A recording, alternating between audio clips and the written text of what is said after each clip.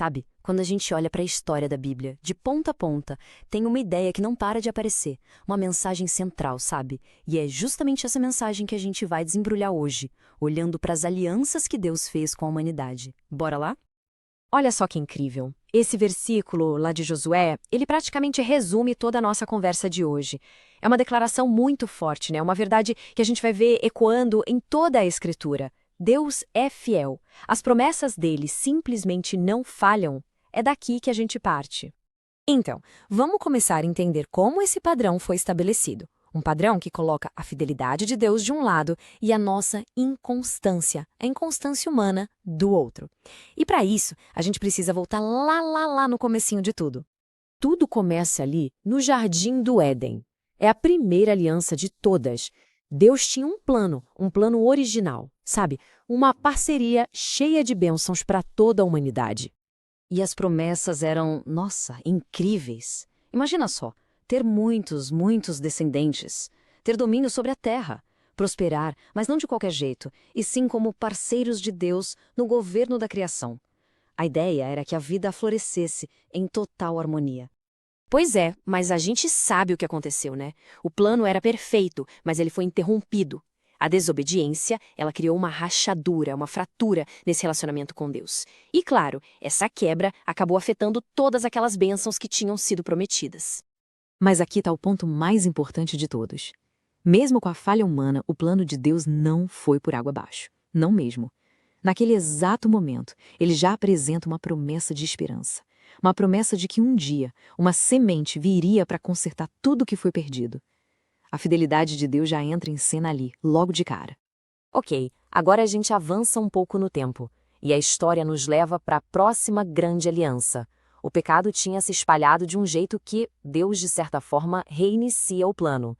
Ele faz isso com Noé, e o interessante é que ele renova as mesmíssimas promessas originais. E aí a gente começa a ver um ciclo se formando, olha só. Primeiro, o pecado da humanidade leva a uma espécie de descriação, aí Deus intervém e renova aquela aliança, dessa vez com Noé. Só que, e aqui que a coisa aperta, Noé também falha. E a falha dele lembra muito a queda original de Adão. Ou seja, o padrão da falha humana continua firme e forte. É a partir daqui que a história ganha um novo foco. Deus começa a trabalhar de um jeito mais específico, através de um povo, uma nação, para cumprir aquele plano maior para toda a humanidade. Vamos dar uma olhada, então, nas alianças que ele fez com Israel. E tudo recomeça com o chamado de Abraão. É um marco, um novo começo. E o que Deus faz? Ele repete as mesmas promessas lá do início, descendentes, domínio, mostrando que, olha, o plano final dele continua o mesmo, não mudou nada. Agora presta atenção nessa comparação, porque é impressionante. A semelhança entre a falha de Adão e a de Abraão é de cair o queixo. Os dois deram ouvidos ao conselho da esposa num momento de dúvida. Os dois tomaram uma atitude que não deviam, e o resultado, desastroso. Isso só mostra, mais uma vez, como a fragilidade humana é uma constante na história. A gente poderia pensar que, com o povo de Israel escravo no Egito, o plano de Deus tinha parado. Mas que nada! Ele não só não parou, como agiu de forma poderosa. Ele liberta o povo da escravidão e, lá no Monte Sinai, renova a aliança com eles. E, de novo, o ciclo se repete. É impressionante. Deus cumpre a parte dele, o povo se multiplica, ele os liberta de um jeito espetacular, renova a aliança. Mas, logo em seguida, o que acontece? O povo constrói um bezerro de ouro para adorar, e depois se recusam a entrar na terra prometida. É uma rebeldia atrás da outra.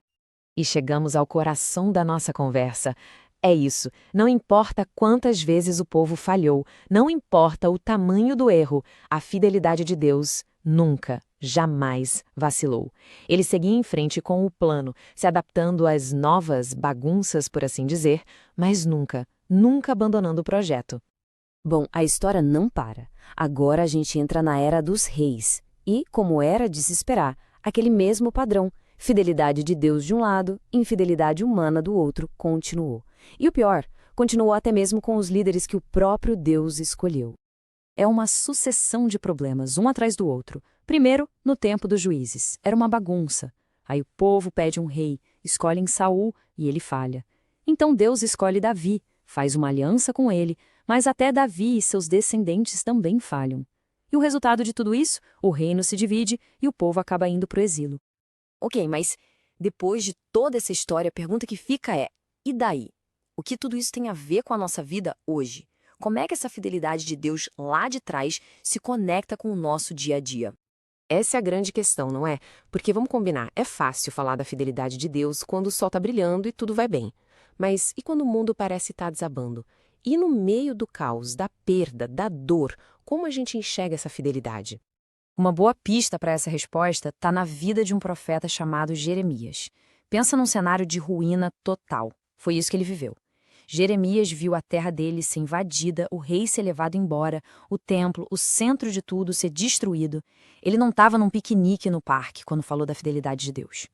E foi ali, no meio dos escombros, no meio da desolação, quando tudo parecia indicar que as promessas de Deus tinham falhado. Foi exatamente nesse momento que Jeremias olhou para o céu e disse: "Grande é a tua fidelidade."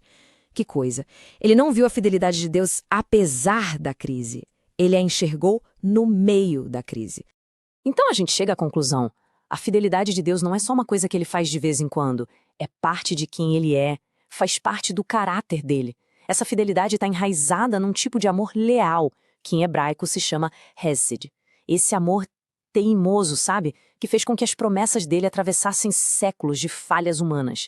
E tudo isso leva até Jesus, na nova aliança. A aliança que finalmente, por causa dele, não tem como falhar. No fim das contas, a Bíblia inteira é esse grande testemunho. Mesmo quando a gente é infiel, ele continua fiel. Vale a pena parar e pensar em como essa verdade pode fortalecer a nossa esperança hoje.